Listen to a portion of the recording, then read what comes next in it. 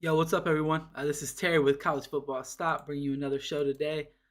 Uh, Obviously, today is December 19th.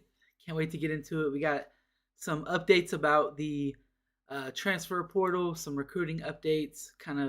This class is going to have a big day coming up on the 20th.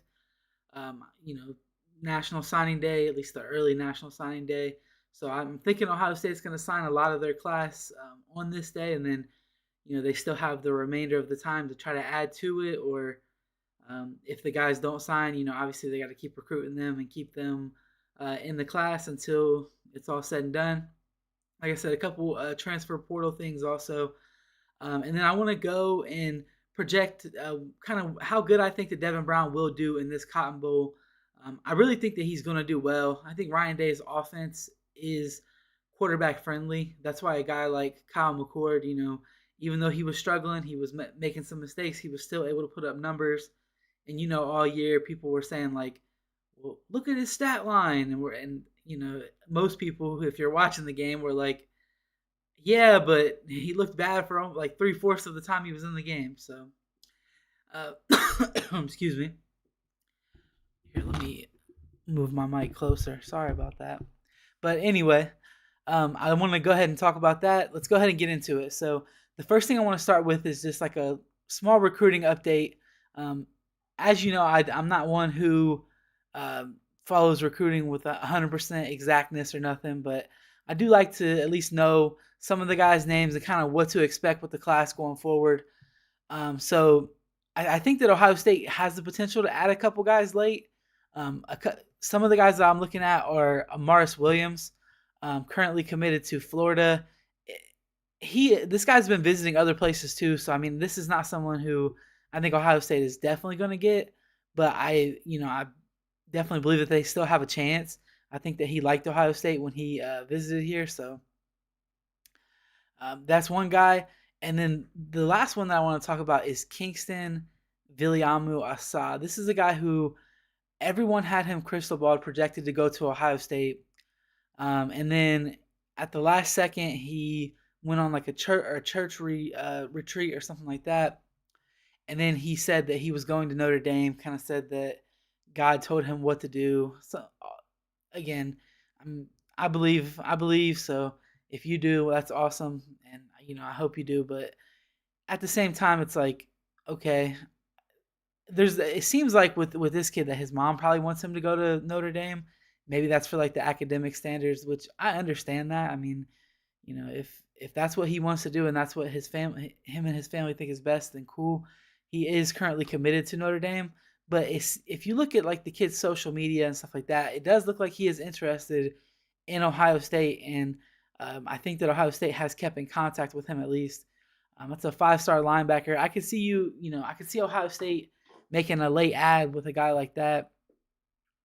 Again, I don't want to talk too much about recruiting because I don't obviously don't have any insider information or nothing like that. There is the last thing, Coy Parrish, who is currently committed to Minnesota. He's a safety from Minnesota, like 3-4 star type guy. And Ohio State went after him, but apparently he's sticking with his commitment to Minnesota. And honestly, for a kid like that, it comes down to, do you want to go to Ohio State, potentially be a depth piece, maybe earn a starting job, but if you go to Minnesota, you're going to be the star, you're going to be the starter. And I mean, I don't know. I don't blame the kid for that decision. It is what it is. I think Ohio State's safety room is going to be fine with Perry Eliano there, because I think that he's shown development and um, he's shown the ability to pick the right guys. You look at Malik Hartford; he came in and he looked like he was ready to play early.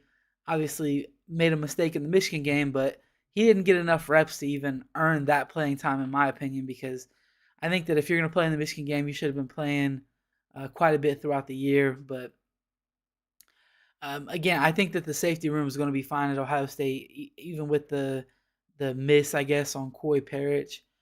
I do want to talk about a couple guys who I think, one guy who did flip from the Ohio State class, and a couple guys who there's a lot of smoke about them, like in other schools, and we'll just kind of have to see how it plays out. So the first one, Jordan Lyle, flipped his commitment from Ohio State to Miami.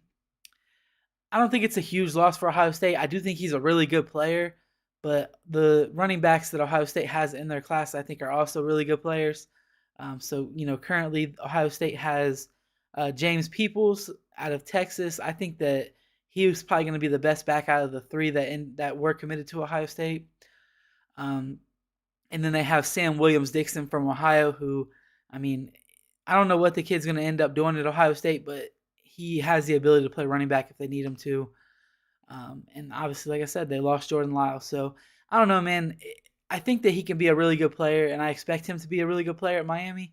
But I don't think that it's a huge loss for Ohio State, just especially because of what they currently had in the class. So a couple guys now. These are the two big names that you're going to want to hear about. You're going to want to talk about with this Ohio State recruiting class, and that's going to be Jeremiah Smith and Edric Houston. I'm going to start with Jeremiah Smith. I honestly think that Jeremiah is the number one wide receiver, number one player in this recruiting class. I think that he's going to stick with his commitment to Ohio State. Um, there's a lot of smoke with Florida State. He visited there so many times, and I think that he likes Florida State. I mean, I don't see a reason why he wouldn't. That's his home state. They went undefeated this year. We know how that situation went. They got left out of the playoffs, but he really likes Florida State. He likes what he's seen out of like Keon Coleman and guys like that over there. So, what was their other receiver's name? I think it was Johnny Wilson. And they were balling this year. So I think he likes what he sees there. He likes what they're building. But I think that the opportunity to play for Ryan Day, you have Marvin Harrison Jr. at the Heisman ceremony. Marvin Harrison Jr. Winning the Bolikanov, excuse me. Anyway, Marvin Harrison Jr. winning the best wide receiver award, and he also won like the silver football as like the best Big Ten player, Big Ten offensive player. I mean, those types of things matter when you're a high school kid and you're looking like, man, if I go there and ball out, I'm gonna be on. My name's gonna be on everyone's TV. I'm gonna be just that guy. And obviously, when you're in college, that comes with NIL deals. That comes with higher draft grades. That comes with, popularity is a part of it, regardless of whether we want to think about that or not. Popularity is a part of it, especially when you're talking about name, image, and likeness. So I think Jeremiah sticks with his commitment to Ohio State. And then Edric Houston is the other one who, a guy who I felt like was 100% rock solid to Ohio State. Everything that you heard from his side of things was he was 100% locked in. And then at the last second, he decided that he was going to take visits to Alabama and Clemson. And that's where things started getting rocky. That just happened recently. Now, obviously, with a defensive lineman, those are two schools that you don't want your defensive lineman recruits visiting, because Alabama is Alabama, Nick Saban is Nick Saban, and Clemson has put a lot of NFL guys, or a lot of guys in the NFL from the defensive line position. So I don't know, man. The smoke that I'm hearing is that it's between Ohio State and Alabama right now, and he hasn't decided yet, or he at least is up in the air about it. Um, I don't know how to think about this one, because Ohio State's defensive line currently only has Edric Houston and Eric Mensah, who is like a three-star interior guy committed. And I don't know if this means that Larry Johnson is retiring. That's kind of the theory that I've been going with. I think if Ohio State does lose Edric Houston, and even some of the other things that have been going on, are just kind of indicators that Larry Johnson may be retiring. Now, I'm sure that Larry is communicating with these recruits and letting them know kind of what's going on, whether that is the case or not. And that's really all that you can ask from him in this situation. If he is retiring, good on him. I think that he's kind of maybe like lost a step, if you want to put it that way, in terms of his recruiting. I don't. A lot of people say his development too. I don't necessarily think that he's lost a step in that aspect of things. Just because if you look at the guys that Larry Johnson has developed, he's putting guys in the league at second and third round. They're in the league for a long time, and I think that he's continued to do that. And then he has his occasional Chase Young, Nick Bosa, Joey Bosa type of guy. And I mean, he hasn't had that recently, which that is a problem. That's one of the biggest problems. But I think that has happened because of his, like I said, step back in recruiting. And I'm not sure if that's with his age or the way that things are nowadays. I'm not sure, but either way, Edric Houston is a name to watch out for. Hopefully, we keep him in the classes. Uh, Big time 5-star recruit, top. I don't know what he is. He's up there in terms of like one of the top players in the country. So Ohio State needs to keep him. And if they do, and they can maybe add like a flip or two late on the defensive line, I think that this class will actually turn out to be decent. But if we lose Edric Houston and don't add people, and our D line, the only guys that we have coming in on the D line is a 3-star interior guy. I think that Ryan Day is going to have some really tough conversations with Larry Johnson at that point. And obviously, in terms of recruiting, that's on Ryan Day also. So I mean, I don't know how you kind of just go to this guy and be like, hey, your position is not being recruited well enough. And I mean, Ryan Day is not having an impact on that either. I don't know, man. I just Ohio State. This is like I've been making jokes the last couple of days that our fan base is like on life support or is like really down bad. And it's weird because Ohio State went, obviously we know 11-1, lost to Michigan. They're going to go to the Cotton Bowl, all that good stuff. And they have the number 2 recruiting class in the country right now. And it just feels like doom and gloom for the program. I think that we just need a win. As a fan base, I think we need a win. And whether that win comes from, getting a flip, getting a guy to stay, whatever, we need a win. We need something to go our way to get the momentum to swing back our way. Because it's kind of how things work with this like recruiting world and all that good stuff is it's like a pendulum. You'll see a team swing this way. They're not looking the best right now. Then they'll swing back. And the teams that swing back the hardest are the ones that finish with the best classes. Ohio State usually is one of those teams. So as much as we complain about it, they take care of business when it comes to recruiting. And they're in the positions that they don't, they need to just make sure that they're working their ass off to develop guys. And that may be how Ohio State's offensive line is going to be.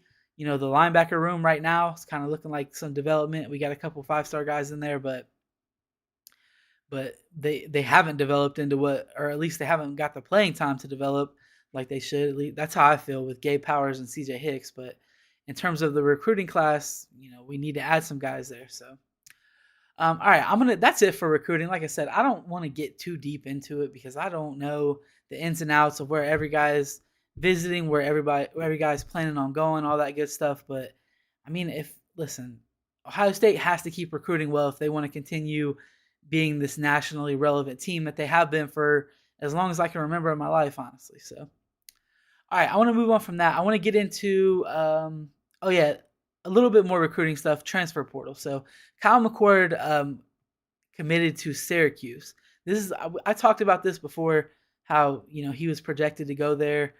I think it's a great fit for him. I think that Fran Brown is one of those like hard-nosed, tough-ass coaches who I think Kyle McCord will learn from. I think that he will not be in the limelight, won't be getting so much scrutiny like he did at Ohio State. That'll be good for him, man. Because he is talented. Let's just, I have to be honest about Kyle. Like, he is talented.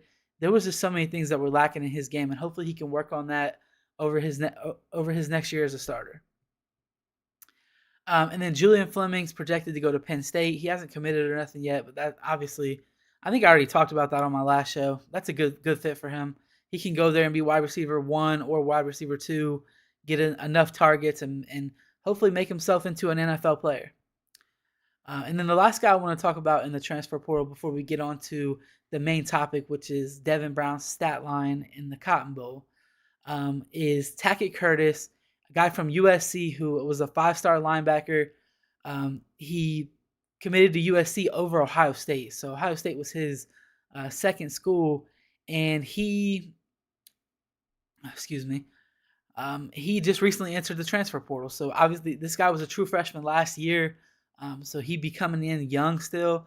He didn't play the best. I mean, if you watch some of his film, I mean, he's a little out of control, but I don't know, man. I think Jim Knowles and James Laurinaitis are very good at developing linebackers. Obviously, we had Tommy and Steele didn't play their best this year. I think they were kind of not as athletic the type of linebacker that Jim Knowles needs for his system right now. So bringing in a guy like Tackett Curtis would definitely help.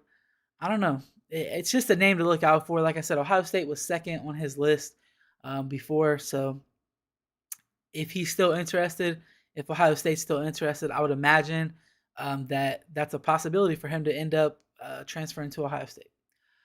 Okay, I want to move on from that now. I want to talk about Devin Brown and the Cotton Bowl because this, like I said, is the main topic. I think Devin Brown is going to play really good in this game. I think that I can see Ohio State running the ball a lot because they have that threat of quarterback run. I could see Devin Brown ending up with like maybe 10, maybe 10 carries in the game, 8 carries. Let's say 8. I could see Devin Brown with like 8 carries in the game. I think maybe one of those would be like a scramble and it will go for like 10 yards. So I think he'll finish the game with maybe, 8 carries for 20 yards, maybe one touchdown in there. So let me see here. Let me take this down because I didn't do the stats prior to doing the. I'm sorry, I didn't write down what I think his stats will be prior to doing the show here. I wanted to do it kind of live and um, come up with the stats as we go. So I'm going to say 8 carries for 20 yards and one touchdown. Okay. And then when we get into passing, obviously in Ryan Day's offense, they're going to be passing the ball. We don't just stick and lean to the run game with this offense. You're going to get at least like 25 to honestly like 40 passing attempts in a game. I think that it'll probably be somewhere in the middle. I think that he will have, let's say, 36 pass attempts in this game. And I'm going to say that he has a 65% completion percentage. So let's see. All right. So I'm going to say he goes 24 of 36 passing in this game. And I think he's going to hit a couple deep balls. The wide receivers and the defensive backs that talked about Devin Brown in their recent press interviews, they said he is able to fling that ball down the field. He's got a deep ball. He's got a cannon. And I think the wide receivers are loving that because honestly, we've been missing that threat of that, that over the top shot play. And Kyle McCord hit it sometimes, but there was a lot of times where even if he did hit it, the receivers would automatically get tackled even if they had separation because he would underthrow the ball. So I think Devin Brown is going to hit a couple of those. I'm going to say that he finishes with just under 300 passing yards. So I'm going to have him at 296 passing yards. And I'm going to say he throws for 2 touchdowns. So that's my projected stat line. I think he's going to have a really good game, and we're going to kind of be going into next year excited about Devin Brown as the starting quarterback at Ohio State. If they do bring in a transfer portal quarterback, whether that be in this window or the window that is open in the spring, I think it's going to end up being a guy like a Tristan Gebbia, like a Chugginoff type guy who's going to be just that extra body in the room who's probably going to be there to learn from Ryan Day and Corey Dennis on, eventually going down the road, maybe becoming a coach. So it seems like Ohio State has one of those in their room every single year. I don't know, man. I'm excited about the Cotton Bowl. I can't wait. I'm not ready for Ohio State football to be over yet because it felt like as the year went on, we were kind of just expecting to see the team get better and better and better and better. And it felt like they never did. They kind of just, obviously, I think they got better from game 1 to 6. And then from game 6 to the end of the year, we kind of saw the same team every single week. Even in the games where we didn't play very good teams, the team still was like, okay, we're playing good, but whatever. And then you get into the Michigan game. Obviously, everybody knows how Ohio State lost that game. Kind of a heartbreaker, and it's just like, okay, well, your season ends there. Now you get to wait a month. You get to play an exhibition game that no one cares about. Jack Sawyer said that was bullshit, and I kind of think that's bullshit too because I care about seeing some of the younger guys play. I care about beating an SEC team. Anytime you get to play an SEC team, I love trying to beat them. Of course, I don't know. I just think that this game is going to be more fun to watch than what we originally expected because Devin Brown will be the quarterback. Some of them younger guys will play, and we can just get a glimpse at maybe the 2024 Ohio State football team Now a lot of guys are playing that I'm expecting to maybe go to the draft, so there will be some of that. But I expect to see some young guys in the game too. Like, let me see CJ Hicks after all this time. It felt like he did get better when he got in the game early in the year. He struggled. He kind of missed some of his reads and whatnot.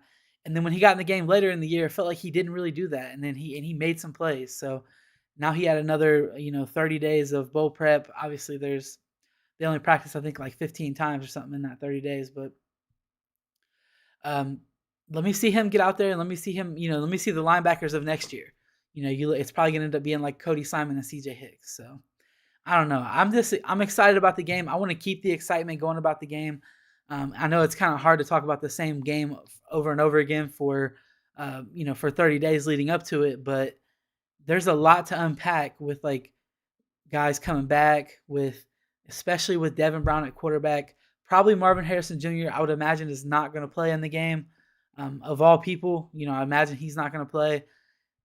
Another thing that's exciting is we get to see Dallin Hayden play.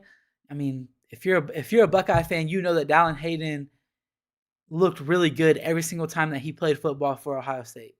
And I think he does have some issues with pass pro. He also had that 30 days to work on that and just to continue developing and becoming a better overall running back. So I'm excited to see him play. I hope Travion Henderson plays too, just because I love watching Trey. Anytime he touches the ball, he can take it to the house. So I don't know. Let me know in the comments or in the chat what you guys think Devin Brown's projected stat line should be. Like I said, I have him at 24 of 36, 296 yards, 2 touchdowns through the air, and then 8 carries for 20 yards and 1 touchdown on the ground.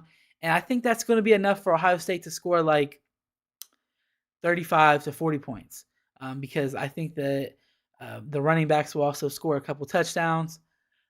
I don't know, man. I'm excited about this game. I just can't wait. I know I keep saying that, but like I'm ready to see the Buckeyes play again, man. It's been too long, and then after that, we're gonna have to kind of dial it back a little bit and get into off-season mode. But I was not ready to get into off-season mode yet, so you see me talking about all the recruiting and whatnot, but I want to see some more football be played. I do plan on within the next like week or so, I want to go through and do a breakdown of each of the college football playoff games. Obviously, I have Michigan versus Alabama, Washington versus Texas. Kind of an interesting playoff with teams that you Alabama versus Michigan. That's a cool matchup that I think that we just haven't seen in a while. I know they played in a bowl game or something not too long ago, but this is like all or nothing, playoff game. It's a little different than playing in a bowl game. The Washington Texas is a super interesting matchup because Texas is just one of those teams that has a pretty good defense, and Steve Sarkisian is an offensive, guru type guy, and then Washington, Michael Penix is a dog, man. I love Michael Penix. I remember when he threw for like 500 yards on Ohio State when he was at Indiana. That Washington team just looks like they're having fun playing football.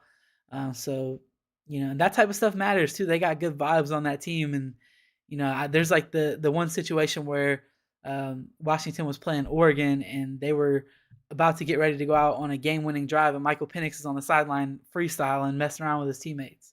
And compare that to Ohio State when Ohio State was playing Michigan. Kyle McCord was sitting on the sideline before it was his chance to go out, and he was just staring off into the distance. I can think back to a couple of situations. Like I think back to when Ohio State played Georgia. Stetson Bennett was on the sideline, and he was waiting to see if he was going to have an opportunity or if Ohio State was going to win or whatnot.